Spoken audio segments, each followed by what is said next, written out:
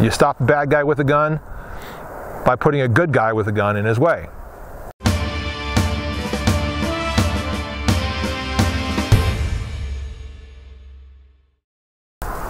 Alright guys, as bad as I am at speaking off the cuff about things like this with no notes, I'm going to try to share some thoughts about the Parkland, Florida shooting that you've all heard about by now. You've heard all the details by now, I'm sure. You've heard the name of the shooter. You've heard about the stories of heroism of teachers that have taken bullets for students to protect them. You've heard about some of the media attacks on gun owners in general, the NRA more specifically. And I hope you've also heard some hopeful and very realistic ideas about how to solve, if not mass shootings entirely, then at least school shootings. And I want to echo some of the things that I've heard in regards to solutions, as well as share kind of just my own spin on things. So a little bit of background. I've got friends that are teachers.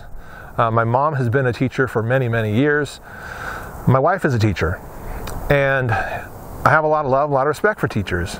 So I want them to be safe. I want them to be protected. I want them to be able to do the job they're supposed to do, feel safe doing it, and feel empowered doing it. So I've got a couple of thoughts I want to share about what we do to protect our schools and our kids at school.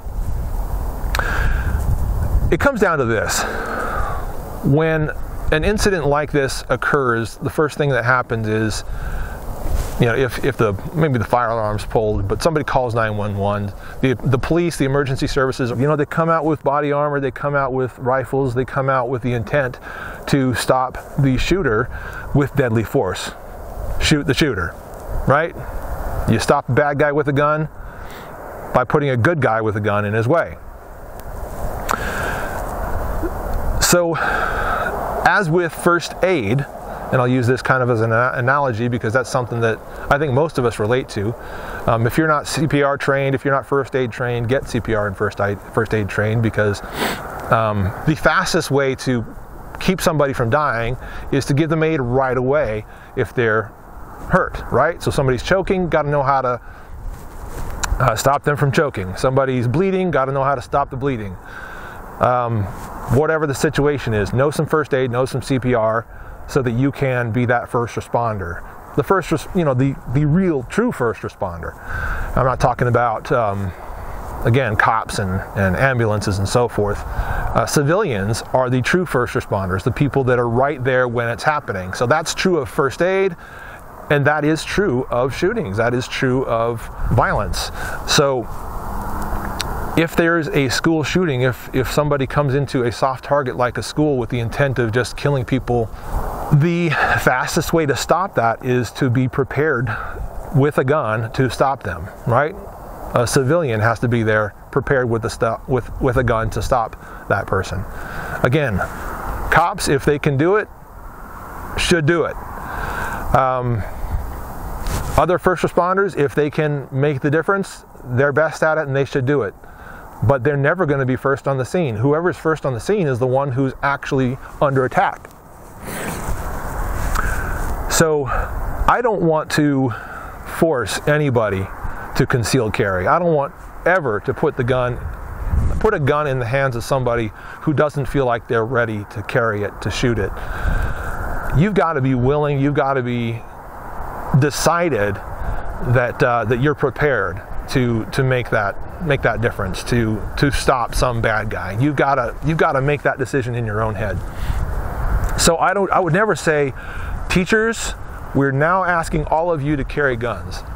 I would never ever say that. I don't want that to happen. I don't want most teachers to carry guns. However, teachers out there who are willing to carry guns, who are prepared mentally, who are decent shot, and who have a concealed carry permit, I would love it if you would agree to carry a gun in your school. Now, there may be school districts that will not allow it, states that will not allow it. I hope we can undo that, because that's the first step. Make it legal, first off, for teachers to protect themselves in their school, at their place of work, and protect the people that are around them. Make it legal, first off. So if you're in a state that doesn't allow concealed carry in schools. Ask for that to be changed. Talk to your state senators, your representatives, your local representatives. Work on getting that changed. That's number one. Once again, I don't want all teachers carrying guns. If you're not ready for it, don't do it. But if you're ready for it and you're prepared and you know what you're doing, please, I would like you to do it. Now here in Utah, teachers can conceal carry. They don't have to notify anybody. I think that's terrific. I hope that more teachers in the state of Utah decide to conceal carry after what happened in Florida. Next, we can't rely just on teachers. We can't, because they're busy. They're actually interacting with students. They've got a job they're doing in addition to potentially defending their life, potentially defending the lives of students. They've got a job to do, and they've got to be completely absorbed in it in order to be a good teacher. So I don't think we should rely completely on teachers. I want to echo what the NRA said years ago after Newtown. They suggested that we have retired cops, retired military, off-duty cops, off-duty firefighters, in my opinion, off-duty any kind of first responder.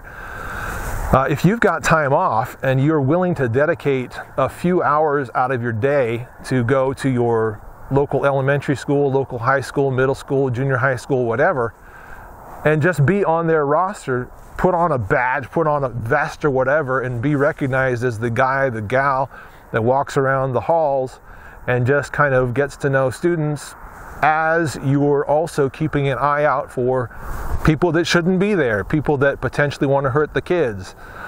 I want to see something like that implemented, but it shouldn't necessarily start with laws. It shouldn't necessarily have to start with additional taxes and additional spending. I think it can start from the very basic ground level. I'm talking from the true grassroots level. First responders, organize yourselves. Talk to other retired cops, retired military, retired whatever. Talk to these guys and say, let's get together and come up with a proposal and let's present it to our district. Let's present it to our state. Let's let them know that we are willing to volunteer on a rotating basis to visit and patrol these schools. So during recess, there could be a retired cop in his car, okay? It's parked at an elevated position where he can see the schoolyard. Rifle in his back seat. I'm not joking. Ready, okay? Ready to go. If something happens, if somebody shows up and starts to pop off rounds doing you know what, that retired cop, retired military, whoever, is ready to, from an elevated position, scope out that bad guy and end it. Okay? I mean, we're talking in graphic terms right now, but also situations that could be a reality someday. In the halls, concealed carry, on the hip, ready to engage. A couple extra magazines on the hip, ready to engage. Hopefully, having a peaceful, uneventful day for years to come every time they go to that school and walk those halls, vest on, badge on, whatever it is, getting to know students, getting to know teachers and so forth.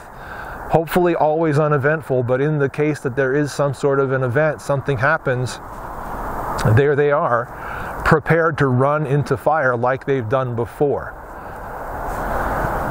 Our retired military, our retired cops, our first responders are some of the heroes, the real life heroes we have in this world and in this country. And most of them, most of you, if you're listening, I think that you would jump at the opportunity to get involved in something like this. Again, the NRA proposed this right after Newtown, and it's still the answer, in my opinion. It is still the answer. Organize yourselves, propose something to your state legislature, to your district, ask for a program, or create it yourself and ask for their sign-off, a program in which you are allowed to visit, patrol schools to prevent the next school shooting. And once again, teachers, if you're allowed in your state to conceal carry in your school, please do it. Please do it.